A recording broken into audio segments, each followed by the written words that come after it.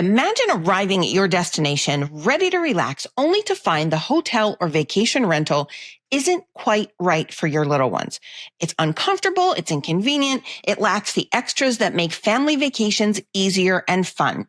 We want to prevent that, so stick around as we unpack everything you need to consider when booking your next family vacation. So we have just returned from a 2-week hiatus, and Anna, I want you to tell me all about this trip to Bermuda that you took on Celebrity Cruise. Yeah, Celebrity Silhouette. I have never been to Bermuda and I didn't really know what to expect. And if you've never done a Bermuda cruise, you literally just sail to Bermuda and you park. Mm-hmm. And we had a bit of a medical emergency on board. So while we were supposed to be parked for 2 overnights, we ended up getting there early and we were parked for 3 overnights. Wow. So yeah, it was kind of fun because we got in about 7 in the evening. So if you wanted to get off the ship and go to dinner in Bermuda, you could do all of that stuff. The one takeaway from this trip, we got off the ship. We didn't really have a plan. We were just going to sort of walk around the dock area, and somebody made a last call announcement for a ferry. And you know this, our listeners may not know this. My husband is not right. He's not a normal human being. And he hears this last call for a ferry and he's like, let's go. I'm like, but where are we going? I don't know, but let's go. So we're running like 2 fat lunatics over to this ferry. We have no idea where it's going. He just hands somebody money. We get on the ferry. Thank goodness we're going somewhere. It's not just like this ferry that takes us back to Florida. I don't even know where it would have taken us. But we ended up, we had a really, really nice day. It was really fun. We had a great lunch. We had a great time tootling around. It was St. George's, walked around the town, did all of the fun stuff, walked in and out of all the shops, got a little taste of the Bermudan, I don't even know how they say it, but the history of the area. And it worked out to be really fun. So while I do not ever recommend just jumping on a ship to nowhere, it worked out to be really good. And Bermuda was beautiful and the people were nice. And we had, I would think most people would not have been in love with the weather. It was cloudy and overcast and about 73 degrees the entire time, which for me was perfect. Didn't need sunscreen, didn't sweat one time. It was just a really nice visit to Bermuda. People sleep on Bermuda because they don't, I don't know. It's kind of like a little bit under the radar. And I think when people think about Bermuda, they're assuming that it's a Caribbean island, which it obviously isn't. So yeah, you're going to have those temperatures that are a little cooler. We went over Thanksgiving a few years ago. It was not, hot. It was very pleasant to walk around. But yeah, I found the same thing. Great people, great food. It is a little expensive, I find. But yeah, I love Bermuda. Yeah, I do too. And I would definitely go back. So I went as part of a learning at sea program. So I did spend a lot of time in the classroom, but I would definitely go back. And another thing that we did when we did the day that we did the ferry ride, on the way back, we did a tour with one of the local taxi drivers. Mm-hmm. He was a retired firefighter. He owned his own taxi and he didn't have anybody to answer to. So he was very free to just take the leisurely way back. He stopped at a bunch of beaches so that we could see, the sand and the whole beach thing. And he took us to a lot of the area highlights. So that was it was just a really good trip. Nice. Yeah. But we have something very interesting to talk about today. We're both moms. We know what it's like when you get to a hotel and, you don't get what you expect. So we are going to talk about traveling with your kids and picking out the perfect hotel for you. So let's get started with probably the most important factor, location. So what do we need to know about this? So location, obviously this is going to vary based on the type of trip that you're taking, right? But location isn't just, the most beautiful spot. You also want to talk about convenience, safety, and then maximizing your time. So, like, for instance, if you're going to somewhere that's a beach location, um, you will save money by not having like a beachfront hotel, but you'll save time and it'll be way more convenient to be like right on the beach. So you really have to kind of weigh those things out. And the way I look at it is like, if your vacation, like for instance, if you're going to like Clearwater, the Tampa Bay area, but you really want to do Busch Gardens and some of the attractions that aren't beach related, you don't need to be right on the beach, right? But um, it's way easier when you can just, shuttle the kids in for naps, when you can just kind of run out in the morning. So definitely take that into account. If you're visiting a city, obviously there's a lot of different locations you can look at. But you might want to look at something that's near a major site, near transportation. You want to be safe. You probably want to be near restaurants. Um, you do have to keep in mind, obviously, that location is going to cost you. So it's a balance, right? Um, and, there are a lot of excellent chain hotels, very reliable, very consistent across the chains that maybe aren't in these like peak locations. They might be on a highway, they might be near the airport. Those are fantastic options. But you just have to think about the logistics about, okay, now I need to get to the beach. I may need to rent equipment if I don't have the access to the chairs and stuff that the hotel might have.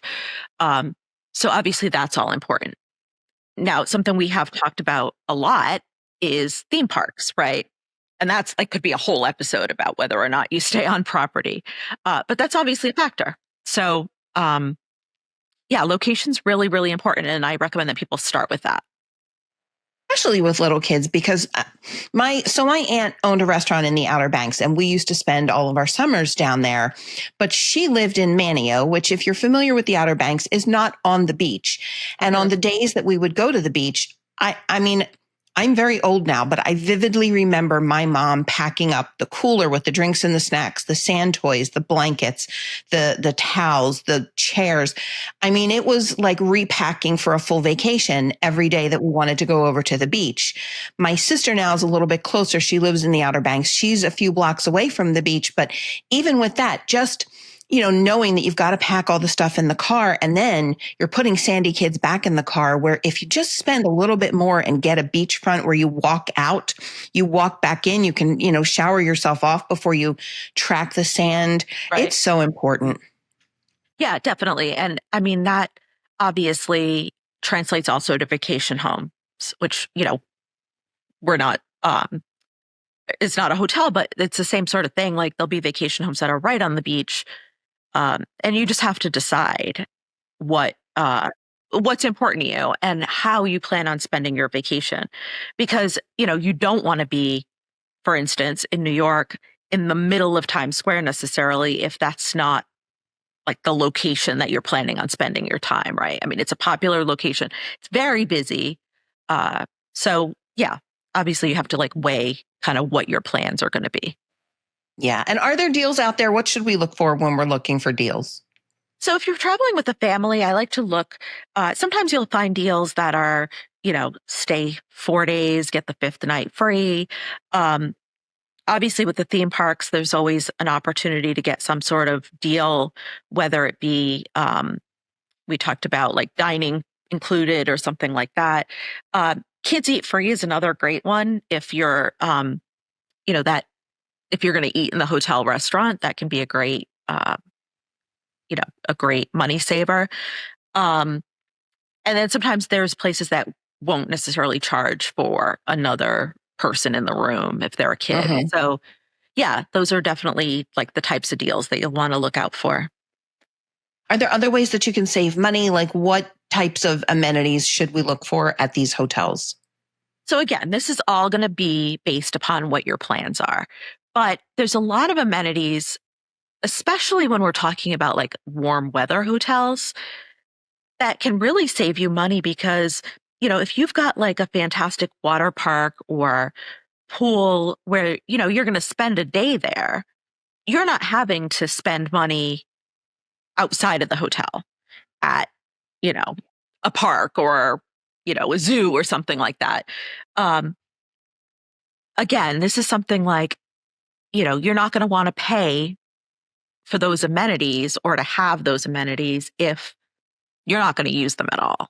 So, think about that. Um, there's also, I've been to hotels. Sometimes it's just during school vacation weeks or the summer where they have things like, I've seen magicians and arts and crafts and little kids camps that they don't necessarily have throughout the year. Um, those can be a great way to save money. And, sometimes the kids really enjoy those things. So definitely look out for Yeah. that.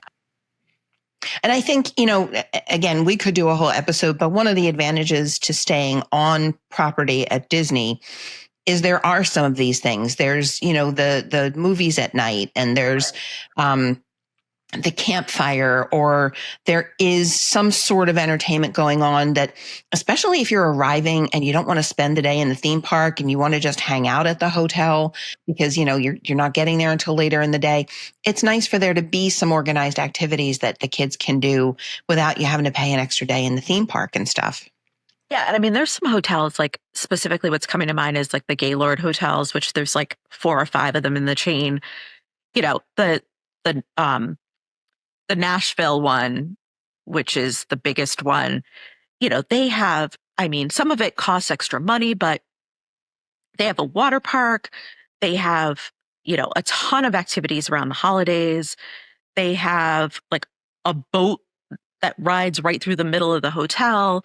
They have a light show. So, something like that where you can really spend, a day there, can make a big difference.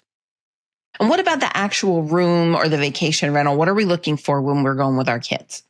Okay, so the rooms are important. And a lot of people don't necessarily think about the actual room, right? Because we're thinking of hotel rooms, they're pretty standard.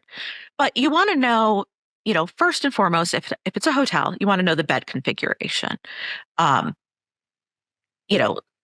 if there's like a couch that pulls out, if you're traveling with kids, there's some hotels that have bunk beds, which is awesome, especially when you've got like older kids or, um, where you really, you're booking one room, but you don't want to be like crammed in there.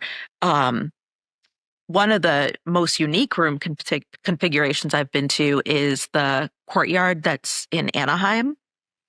It's right outside of Disneyland, and there's 2 beds in the room and a set of bunk beds. So Cool. that's a great setup. Um, I've been to hotels where there's like a children's, a kid's room that's a little offshoot. So it's not 2 rooms, but it's kind of like a little alcove. So definitely check that out. The other thing is if you're traveling with like a baby, you're going to want to pay attention to the tub because a lot of the hotels now have, a beautiful walk-in shower. But, if you have, a baby, toddler, and you want to give them a bath, that could be really challenging. Yeah, I remember traveling when my grandkids were younger, and we ended up having to bring a blow up, like a little inflatable toddler bathtub because they were so afraid of the shower, and the hotel didn't have a bathtub. So that's like high on the list of things you have to check. Yeah, and then also, what is really important with a vacation rental, and I've had this happen is, you want to be really clear about the rooms.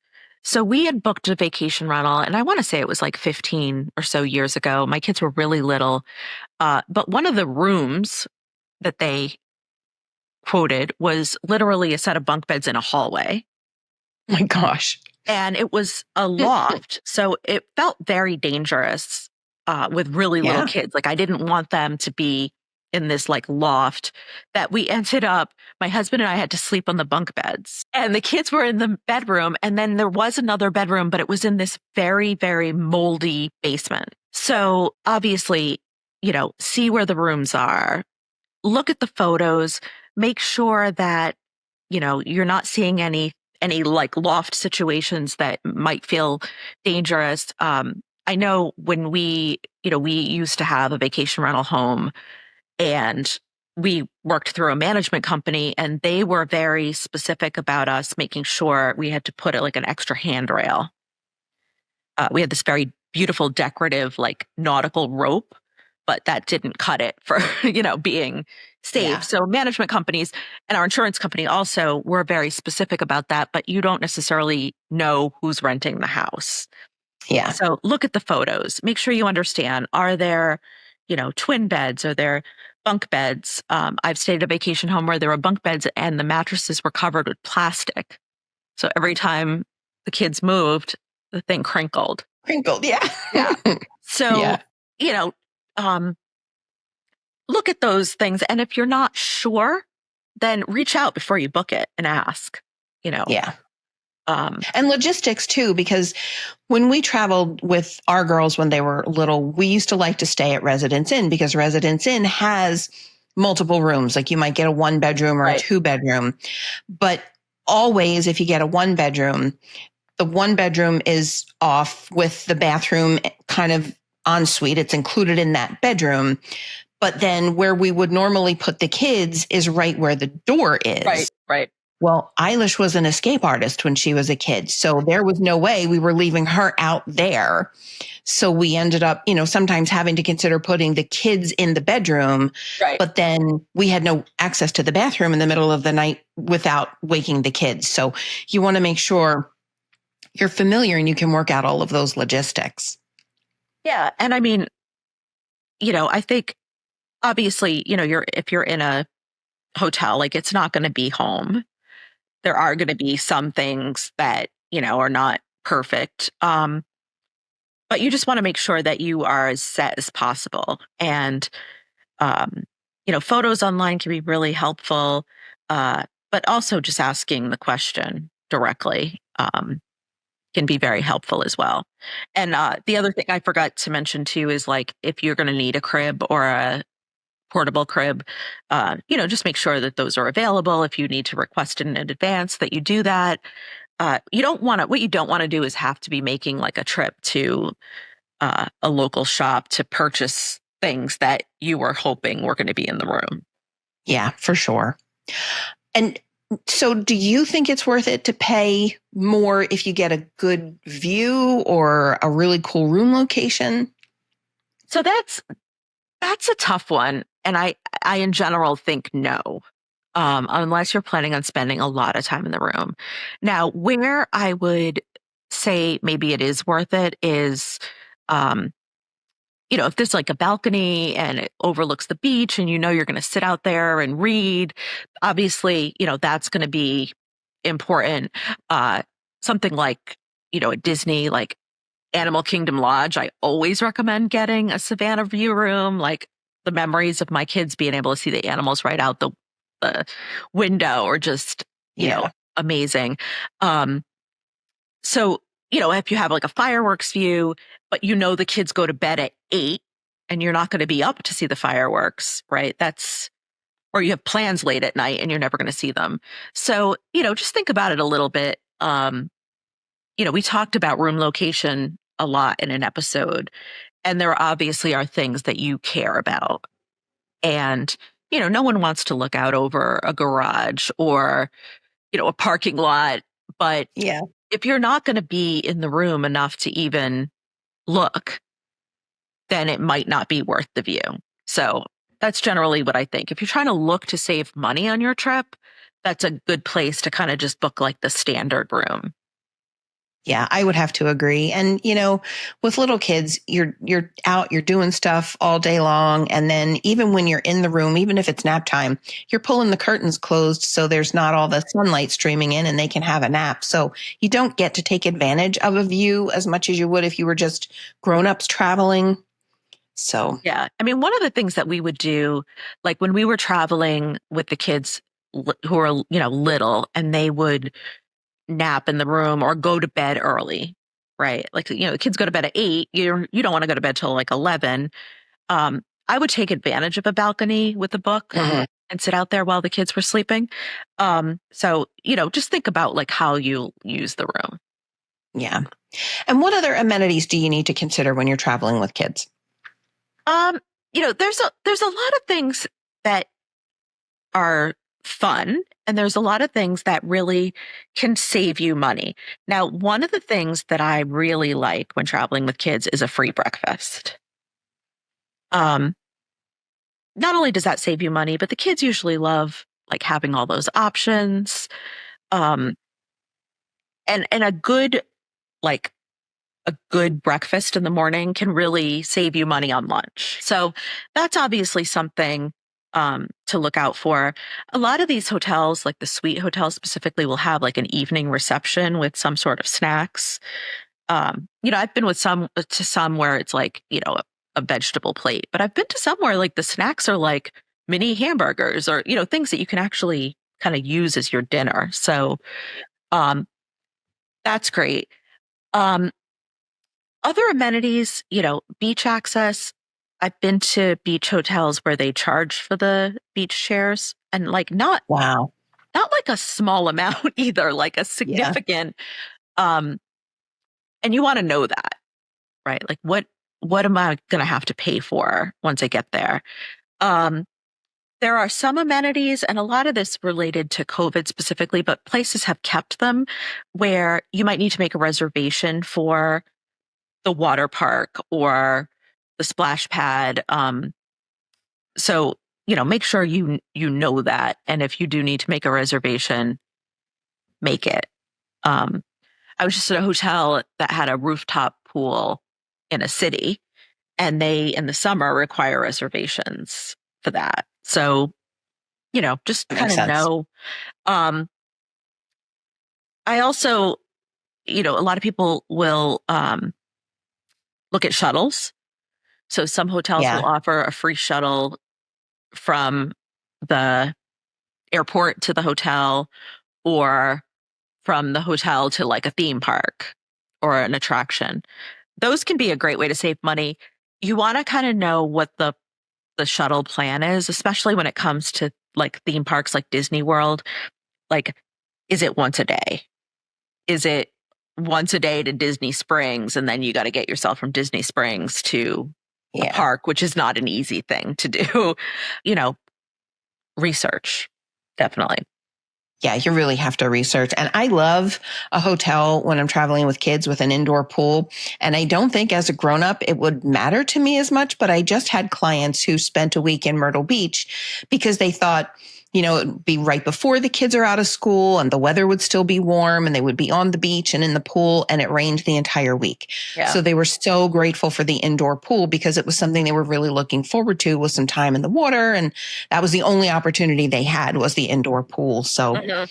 I think that's a good thing with kids too. Yeah. And I've seen some hotels too. I saw one in Delaware.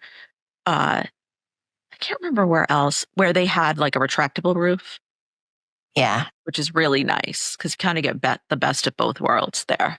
Yeah. Love that. Love that. Should families care about restaurants on site? Um, yes and no. I think a lot of it depends on, what type of hotel we're talking about. If you're talking about something in New York City, obviously you can step outside your hotel and see 20 different restaurants. If you're talking about something more suburban, then yeah, I think the on-site restaurant is important. And you do want to make sure, that you understand what the restaurant is if you're planning on eating there. Is it formal? Are you going to have to bring nicer clothes? Do you need a reservation? Do they have like a kids menu? If they don't have a kids menu, they probably aren't super family friendly. So, you want to pay attention to that. High chairs, things like that. There are obviously hotel restaurants that are very high end. They're not meant necessarily for you to bring like a Not meant for piddly children. child. Yeah, I mean, yeah, obviously there are very few like adult only restaurants, but like if you have picky kids, which I always had, and still have, you want to make sure that the menu kind of fits like what they will want to eat. Yeah. It's also like if you're going and you don't plan to rent a car, you're now talking about Ubering for maybe all of your meals. So if you're, going to a beach vacation because you figure I'm just going to be able to walk out the back and go to the beach, but there's no place to eat in the hotel, you're tossed between, am I walking up and down busy traffic roads? Am I Ubering everywhere? I mean, it can get expensive if you don't have someplace to just grab a nice breakfast or something. Yeah, and even with like a beach vacation, like we went to Puerto Rico after Christmas, and where we stayed, we were very local to many restaurants. But we were on the beach. We didn't want to get in the shower or change our bathing suit. We just wanted to run up to the beach bar and grab a sandwich. So even though we had a lot of different options, we ate lunch every day at that beach bar because it was convenient. And, we were able to make the most of our day by doing that. So what is the best way to find these good family-friendly hotels? So number one, recommendations. So obviously, friend and family recommendations. I see a lot of people, even in our local Facebook groups, asking, anyone stay at a hotel in Puerto Rico? Talk to people. If someone, what I do is a lot of times if I'm talking to someone and they've recently been on vacation and they really like their hotel, even if I don't have a trip planned there, I always jot it down because I might have a trip planned there. One of the things that I do recommend with any sort of attraction, hotel, is that you check like recent, because obviously pre-COVID and post-COVID, things changed a lot for hotels. Sure. So you want to check that out.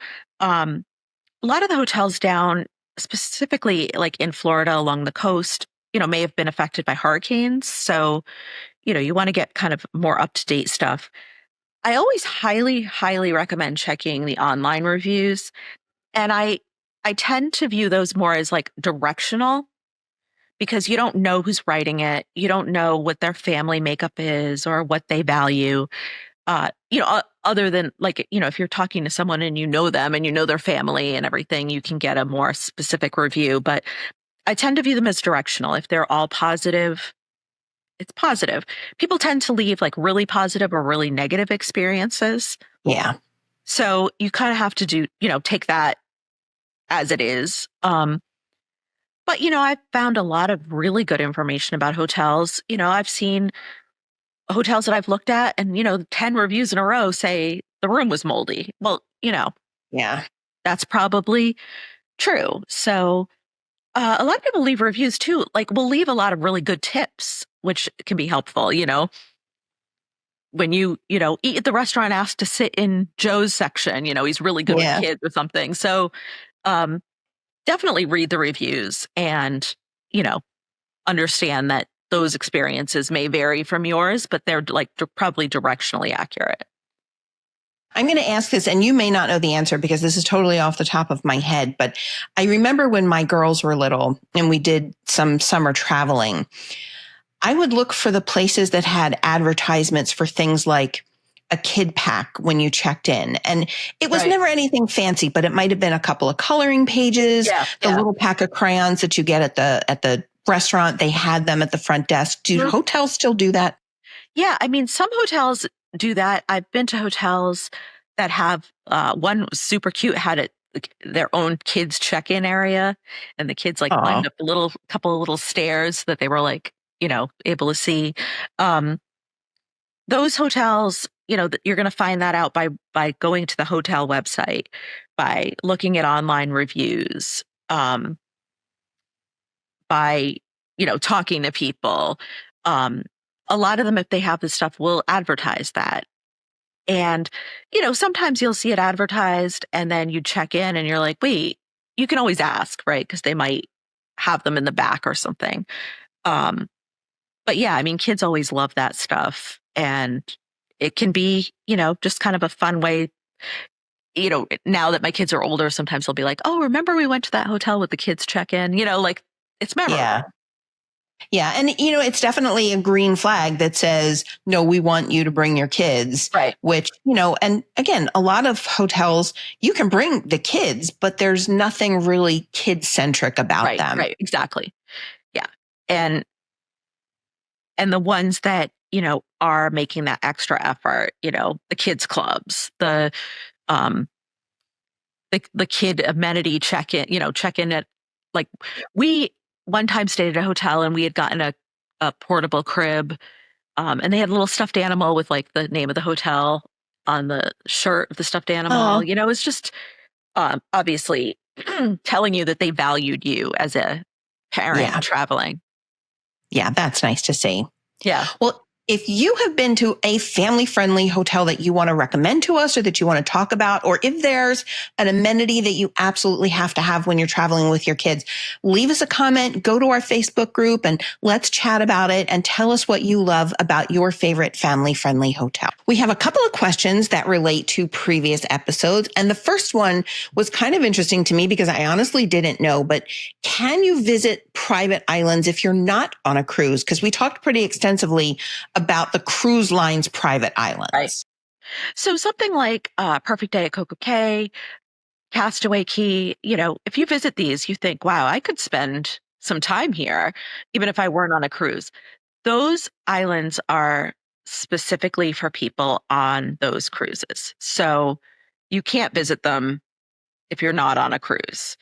Um, I think everybody would love to spend a weekend at Castaway Key. I know I would. I mean, it'd be great if they had a hotel there, but they don't. So you do have to take a cruise. There are private beach resorts that are also only accessible by cruise ship, like Labadee or Lighthouse Point, even though those are on islands that are destinations you can go to.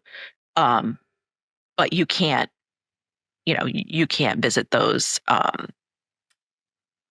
those sections of those islands without being on a cruise. Even with Bimini, you can go to Bimini, but you have to be associated with like a Virgin Voyage or a Celebrity Cruise voyage to access that whole beach club area. Right. This one I'm super excited about. And we just recently talked about Royal Caribbean's new private destination. So what can you tell me about it? Yeah, so we did talk about this in our private island episode, specifically about this new destination that Royal Caribbean is building on in the Nassau port, specifically on Paradise Island. And I think this is really exciting for Royal Caribbean cruisers because typically, so many cruises go to Nassau that this tends to be a destination where people will stay on the ship. And we did it. We just cruised over Memorial Day weekend. We stayed on the ship along with a whole lot of people. And so this is going to be a private destination that is going to be optional and for a fee. So you'll purchase a day pass. Now, if you've been to Nassau, you know that this cruise port accommodates many ships. And we were lucky in that our ship was docked as close as possible to that, so we could see it from our balcony. So I was able to kind of scope it out a little bit. It's on that very narrow strip of land that has the lighthouse on it that you can see Atlantis from that perspective, just to kind of give a little. And so, we saw, it was kind of interesting, but we saw this truck come and bring sand. That's so cool. Which was kind of fun to watch. So yeah, they were packing it with sand, and there were like shells of buildings. It's obviously like a narrow and long destination, and it is scheduled to be open in December of this year. Now I'm super excited about it. And we tend to stay on the ship in Nassau. So it's definitely something that, I'm excited to see and to visit. And I can't wait to see what the amenities and stuff are. Yeah. And I'm curious, I assume there'll be like some sort of tender situation over there. Yeah. Getting to Paradise Island from Nassau is kind of a hassle. Like you have to go over the bridge and, but it's like right there, on the water. Yeah. So Yeah, it'll be great to see how that develops. We have a couple of airplane related news stories coming at you. And the first one I want you to explain to me, and I think I finally understand why they're doing this. I figured it out. The portable charger and power bank situation that we used to be able to pack them in our suitcases, and now we cannot. yeah. So I was always like somewhat confused about this because there were, cases where they did not want lithium ion batteries in. They never wanted them. But there were, I guess, questions about like which ones could be, which ones couldn't. These now cannot be in check. Like it's very clear now that these cannot be in your checked bag. So you shouldn't want it in your checked bag because you're going to want your portable charger while you're on the plane, right? So, but it's important to know, especially if this is a situation where you're boarding late and you might have to hand over your carry-on bag, keep those items in your personal item. Southwest has actually gone a step further. They don't want those chargers in the overheads either. So they want them in your personal item. And, it's a safety issue. So, yeah. Yeah. And I couldn't wrap my head around, in my head, I kept thinking, but it's on the plane, no matter where I'm putting it on the plane. So if it's not safe in checked bags, why is it safer in carry-on?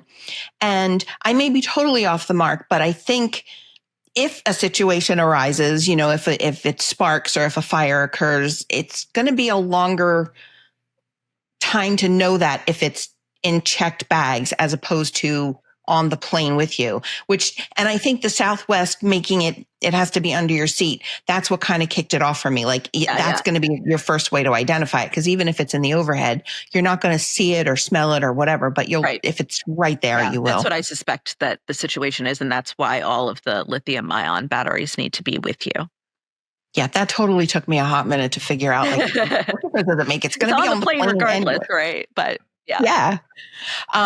Also, there's JetBlue United news. Yeah, so this was surprising to me. And so if you are a JetBlue flyer like I am, you probably remember that a few years ago they had a strategic partnership with American where you could book your American flights through JetBlue.com. And if you were like a Mosaic status member on JetBlue, you could use those perks on American, some of the perks like, the early boarding and stuff. And you would earn points for either JetBlue or American, depending on how you booked the flight. So if I booked it through American, I could not earn JetBlue points. But as a JetBlue flyer and someone who's Mosaic, I would always book my American flights through JetBlue so I could get those points. They dissolved that partnership several years ago at the time when they were trying to merge with Spirit. They were trying to purchase Spirit. And obviously that did not go through. It didn't pass like the antitrust. So now it looks like they've started something again, but now it's with United.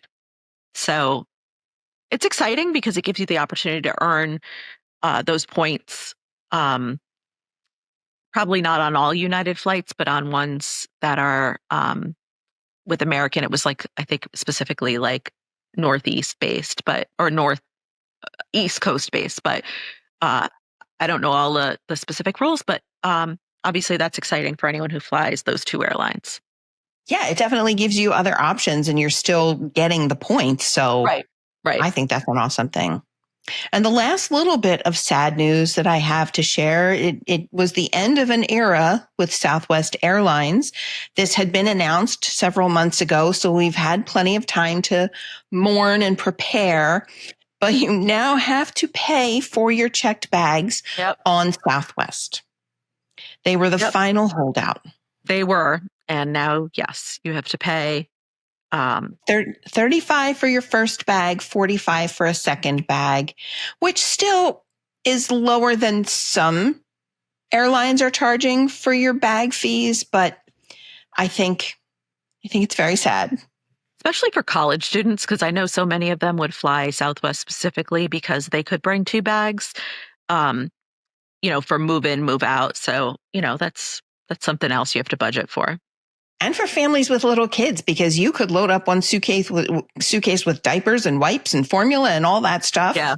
Yeah. And no, you didn't have to pay for it and still have another, suitcase to pack all your stuff in. And so, yeah, I'm going to miss it. And over the last couple of years, we don't have as many options to fly Southwest we don't as either. we used to. But I always I think their flight attendants are just entertaining. I just always loved a Southwest flight. Yeah. Yeah. So, yep, it's it just kind of reiterates a lot of what we've talked about in previous episodes about how kind of having a packing strategy is so important because you can really save money on these fees. Yeah, especially now that we don't have any options. Well, we thank you for joining us today. We hope you enjoyed the show. Tune in next week. We will be talking all about shore excursions. If you've booked a cruise and you don't know where to go and what to do once you get there, we are going to walk you through how to pick your shore excursions.